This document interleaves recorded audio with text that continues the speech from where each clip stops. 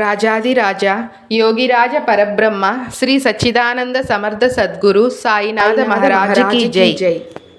సదానింబ వృక్షస్య మూలాదివాసస్య సుధాస్రావినం తిక్తమప్యప్రియంతం తరుం కల్పవృక్షాదికం సాధయంతం సద్గురుం సాయినాథం సదా కల్పవృక్షస్య తస్యాది మూలే భవద్భావబుద్ధ్యా సపర్యాది ముక్తి ప్రదంతం నమామీశ్వరం సద్గురుం సాయినాథం. ఓం సమర్థ సద్గురు శ్రీ సాయినాథాయ నమః. శ్రీ సాయిలీలామృతం అధ్యాయం 10. యోగీశ్వరుడు. శ్రీరాముడు, శ్రీకృష్ణుడు వంటి అవతారాలు దుష్ట శిక్షణ చేస్తారు. శ్రీ దత్తాత్రేయుడు, శ్రీ దక్షిణామూర్తి అవతారాలు మానవులకు ఆధ్యాత్మిక విద్యను అందించి ధర్మాన్ని పోషిస్తారు. సద్గురువులందరూ వీరి రూపాలే. వీరు పూర్ణ సిద్ధులుగానే అవతరిస్తారు. అయినా వారు కూడా తాము సద్గురువును సేవించి తరించామని చెప్పి సాధకులకు ఆదర్శమవుతారు. శ్రీ దత్తాత్రేయుడు 24 మంది గురువుల నుండి జ్ఞానం ఆర్జించానని భాగవతంలో చెబుతారు. పుట్టగానే ప్రణవం ఉచ్చరించి ఉపనయం అవగానే వేదాలు వల్లించిన శ్రీ నరసింహ సరస్వతి స్వామి కూడా బాల్యంలోనే తల్లికి తన నోట విశ్వరూపం చూపిన శ్రీకృష్ణునిలాగా సద్గురువును సేవించారు. వీరు తామే దైవమని గురువులమని చాటుకోరు. భక్తులే వారి అనుభవాలను బట్టి వారిని అలా గుర్తిస్తారు. శ్రీ సాయి కూడా తాము పేద ఫకీరని భగవంతుని బానిసనని మాత్రమే చెప్పారు. ఏ పండు తాను పండునని చాటుకోదు. వెలుగు వెలుగునని చాటుకోదు. శ్రీమతి తార్కాడ్ ఆమె కుమారుడు 1917లో షిరిడీ వచ్చారు. ఆ కుర్రవాణ్ణి 18 రూపాయలు దక్షిణ అడిగారు బాబా. అతడు అది తీసుకుని రావటానికి వెళ్ళేసరికి కొందరు భక్తులకు ధృవచరిత్ర చదివి వివరిస్తున్నాడు జోగ్. ఆ కుర్రవాడు వెంటనే తిరిగి వచ్చి, సాయి నన్నక్కడికి ఎందుకు పంపారు? మీ వంటి సాధువులు దైవం ప్రసాదించిన శక్తులు గల మానవులే కానీ దైవస్వరూపులు కారని అతడు చెబుతున్నాడు. భగవంతుడు తనను నిందించినా కోపించడు గాని మీ వంటి సాధువులను చులకన చేస్తే సగించడు కదా అన్నాడు. బాబా నవ్వి, అతడు చెప్పింది నిజమే. నేను ఫకీర్నే కానీ దైవాన్ని కాదు. దైవం ఎంతో గొప్పవాడు. ఆయనతో ఎవ్వరూ పోలరు అన్నారు. ఆ పిల్లవాడు సాయి మాటలతో మమ్ము ఏమారుస్తున్నారు, కానీ మీరు దైవమే అన్నాడు. బాబా అతని తల నిమురుతూ, నీవు నిత్యం సద్గ్రంథ పారాయణ నామజపము చెయ్యి అన్నారు. కుర్రవాడు, అది మధ్యలో ఆగిపోతే దోషం కనుక నేను చెయ్యను అన్నాడు. సాయి సంతోషంగా అతని తల్లితో, నీ బిడ్డ యొక్క సర్వ బాధ్యతలు నావే అని అతని మీద తమ యోగ దృష్టిని సారించారు. నిజమైన గురువు ఎలా వ్యవహరిస్తాడో చూచాము. సాయి కేవలం యోగం అభ్యసించి కొన్ని అద్భుత శక్తులు పొందిన సాధువేనని తలచే కొందరు వ్యక్తులు ఆయన ఏమి అభ్యసిస్తారోనని గమనించేవారు. యోగులు తమ జీర్ణ కోసం శుభ్రం చేసుకునేందుకు 3 అంగుళాల వెడల్పు 22 అడుగుల పొడవు గల శుభ్రమైన గుడ్డను నెమ్మదిగా మ్రింగి అరగంట జీర్ణకోశంలో ఉంచి తరువాత నెమ్మదిగా బయటకు లాగేస్తారు. కానీ బాబా చేసిన ఈ దౌతి అద్భుతం. 3 రోజులకు ఒకసారి ఆయన బావి దగ్గరకు వెళ్ళి ప్రేగులు వెడల గ్రక్కి నీటిలో కడిగేవారు. తరువాత వాటిని చెట్టు కొమ్మపై ఆరబెట్టి తిరిగి మ్రింగేవారు. షిరిడీ నివాసి అప్పాబిల్ అనేవాడు రాత్రులలో పహారా కాచేవాడు.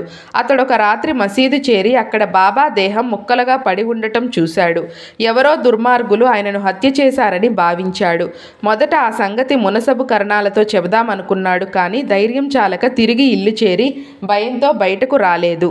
మరుసటి ఉదయం మసీదుకి వెళ్ళొస్తున్న వారెవరూ ఆ ప్రస్తావన చేయడం లేదు. ఆశ్చర్యంతో అతడు మసీదుకి వెళ్ళేసరికి బాబా అతన్ని చూసి, రాత్రి భయపడ్డావా అన్నారు. సాయి ఖండయోగం చేసేవారని తరువాత అందరికీ తెలిసింది. సాయి మసీదులో నేలపై పడుకోవటం చూసి నానాసాహెబ్ డేంగలే 4 మూరల పొడవు జానడు వెడల్పు గల చెక్క సమర్పించాడు. ఆయన దానిని సన్నని గుడ్డ పీలికలతో మసీదు కప్పు నుండి మూరెడు క్రిందకు వేలాడదీశారు. రాత్రి దానికి 4 మూలల ప్రమిదలు వెలిగించి వాటి మధ్యన నిద్రపోయేవారు. ఆ బల్లనే మోస్తాయో లేదోననిపించే ఆ గుడ్డ పీలికలు ఆయనను కూడా మోయడమే చిత్రం. అంతేకాదు మసీదులో నిచ్చెన కూడా లేదు. ఆయన బల్ల మీదికి ఎలా ఎక్కేవారో ఎలా దిగేవారో తెలిసేది కాదు. అంతవరకు క్రిందనే ఉన్న బాబా దానిపై పడుకొని కనిపించేవారు. అలానే దిగేవారు. అది చూడ్డానికి జనం విరగబడుతుంటే ఆయన ఒకరోజు ఆ బల్ల విరిచి దునిలో వేశారు. మెలకువగా కళ్ళు తెరిచి నిద్రించగల వారికే అది సాధ్యం. నేను నిద్రించేటప్పుడు మహల్సాపతి చేతిని నా గుండెపై నుంచి నా హృదయంలో జరిగే దైవస్మరణను గుర్తించమంటాను అని ఆయనే ఒకసారి చెప్పారు. షిరిడీలో రోడ్డు పక్కన లెండి తోపు ఉన్నది. బాబా రోజు 2 పూటలా అందులో ఒక్కరే కొంతసేపు ఉండేవారు. అప్పుడప్పుడు సేవకుడు అబ్దుల్లా ఆయనతో కూడా ఉండేవాడు. అతడిలా చెప్పాడు. ఆ తోపులో ఒకచోట 2 అడుగుల లోతున ఒక గుంటలో అఖండ దీపం పెట్టారు బాబా. అది ఆరిపోకుండా పైనొక రేకు, చుట్టూ సుమారు 20 తెరలు ఉండేవి. నేనా దీపాన్ని కనిపెట్టుకుని ఉండేవాణ్ణి. సాయి దుని దగ్గర కూర్చునేవారు.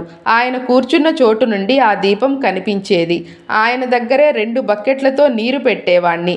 ఆయన ఆ నీరు అన్ని వైపులకు చల్లి ఒక్కొక్క దిక్కుగా కొన్ని అడుగులు నడిచి అటు తదేకంగా చూసేవారు. అప్పుడాయన మంత్రమేదైనా చదివారేమో తెలియదు. అలానే ఊరికి ఉత్తరానున్న ఒక బావి అంచు మీద ఆయన ఒక్కొక్కప్పుడు గంటల తరబడి కూర్చునేవారు. ఆ పక్కనే 5 అడుగుల లోతు గొయ్యి ఆయనే తవ్వారు.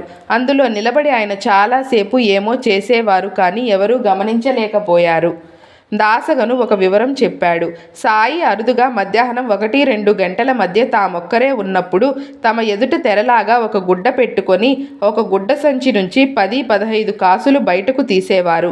వాటిలో దమ్మిడి, అన, అర్ధన, కాని, బేడ, పావల, అర్ధ రూపాయి, రూపాయి కాసులుండేవి. అవన్నీ అరిగిపోయినవే. సాయి ఒక్కొక్క కాసును తమ వేళ్లతో రుద్దుతూ ఇది నానాది, ఇది బాపూది, ఇది కాకాది అని గొనిగేవారు. ఎవరైనా వస్తే వెంటనే అవన్నీ సంచిలో వేసి దాచేసేవారు. ఆయన రీతిన భక్తుల ఎరుగకనే వారి దుష్ట సంస్కారాలను అరగదీసి పవిత్రం చేసేవారు కాబోలు. వారిపై దృష్టి నిలిపే భక్తుల మీద బాబా దృష్టి అంతకంటే ఎక్కువగానే ఉంచేవారు. శ్రీ సాయి బయటకు వెళ్ళేటప్పుడు మారుతి ఆలయం ఎదుట ఆగి ఏమో గొనుగుతూ మారుతి వైపుకు ఏవో భంగిమలు చేసేవారు. తరువాత ఒక్కొక్క దిక్కు వైపు తిరిగి అలానే చేసి తదేకంగా చూసేవారు. ఒకప్పుడు ఎవరినో మందలిస్తున్నట్లు అన్ని దిక్కుల వైపు సట్కా ఊపేవారు. లేక రాయి విసురుతానని బెదిరించేవారు. లేక చెడ్డగా తిట్టేవారు. తెలియని వారు ఈయన పిచ్చివాడు అనుకునేవారు. తెలిసిన వారు ఆయన ప్రకృతి శక్తులను ఆదేశిస్తున్నారనుకునేవారు. నేనొకసారి మసీదులో ఉన్నప్పుడు తీవ్రమైన గాలి వాన వచ్చింది. సాయి మసీదు ముంగిటకొచ్చి జరాదా కొంచెం శాంతించు అని కేకలు వేశారు. వెంటనే గాలి వాన నిలిచిపోయింది అన్నాడు జేకర్. మరొక రోజు బాబా నిష్కారణంగా అబ్బా అని కేక పెట్టారు. తక్షణమే ఆయన తలకు వంటికి ఉన్న గుడ్డలన్నీ తడిసి నీరు బొట్లుగా పడి మడుగు కట్టింది. భక్తులు ఆశ్చర్యపోయారు, కానీ ఆయనను అడిగే ధైర్యం లేదు. 3వ రోజున సాయి తనను రక్షించినందుకు టెలిగ్రామ్ ద్వారా కృతజ్ఞత తెలిపాడు జహంగీర్. అసలు వృత్తాంతం ఇది. రష్యా జపాన్ యుద్ధంలో అతడొక నౌకాధిపతి. తన 3 నౌకలను శత్రువులను ముంచివేశారు. తన నౌకను కాపాడమని అతడు కన్నీటితో బాబాను ప్రార్థించాడు. సాయి అతని ముందు కనబడి ఆ నౌకను భద్రంగా ఒడ్డుకు చేర్చారు. సాయి వద్ద మసీదులో ఒక మూల తిరగలుండేది. బాబా అప్పుడప్పుడు నేల మీద ఒక గోనె పరిచి దానిమీద తిరగలి పెట్టుకొని కూర్చునేవారు. తరువాత కఫ్నీ చేతులు ముడుచుకొని ఒక చేత్తో గోధుమలు విసిరేవారు. ఆ పిండి భక్తులకిచ్చి ఊరి పొలిమేరల్లో చల్లమనేవారు. ఒకసారి కారణం అడిగితే ప్లేగు, మసూచి దేవతలు ఊరిలో కొందరిని పొట్టన పెట్టుకోవాలని చూస్తున్నాయి. వారికి బదులు ఈ పిండిని తీసుకోమని వాటిని ఆజ్ఞాపించానన్నారు. ఒకసారి 1911లో భక్తులు వారి ఆదేశం పాటించలేదు. కొద్ది రోజులకు షిరిడీలో ప్లేగు వ్యాపించింది. తెల్లవారుతూనే సాయి వంటి మీద కూడా 7 ప్లేగు బొబ్బలు కనిపించాయి. భక్తులు భయపడి వాటికి చికిత్స తెలపమంటే ఆయన ఈ బొబ్బలు షిరిడీలో ప్లేగుతో 7గురు మరణిస్తారని సూచిస్తున్నాయి. నాకే చికిత్స అవసరం లేదన్నారు. భక్తులు ఒత్తిడి చేయగానే కాల్చిన దూది నూనెలో తడిపి అద్దమన్నారు. తరువాత ఆ గ్రామంలో 7గురు ప్లేగుకు బలి అయ్యారు. బాబా వంటి మీద బొబ్బలు తగ్గేసరికి గ్రామంలో వ్యాధి అదృశ్యమైంది. అప్పుడప్పుడు వచ్చిన వారందరికీ సాయి స్వయంగా వంట చేసేవారు. బజారు నుండి దినుసులు కొనుక్కురావటం, పొయ్యి వెలిగించి ఎసరు పెట్టడం, ఉప్పు, మిరియాలు వంటివి నూరడం అన్నీ ఆయన స్వయంగా చేసుకునేవారు. ఒకప్పుడు పరమాన్నం, మరొకప్పుడు మాంసపు పలావ్ వండేవారు. పులుసు కాచి అందులో గోధుమ రొట్టెలు, మిరియాల పొడి వేసేవారు. తరువాత అంబలి కాసి మజ్జిగతో కలిపేవారు. ఉడుకుతున్న గుండిగలో చెయ్యి పెట్టి బాగా కలిపేవారు. ఆయన చెయ్యి కొంచెం కూడా కాలేది కాదు. వంట కాగానే పాత్రలను మౌల్వీ చేత నివేదన చేయించేవారు.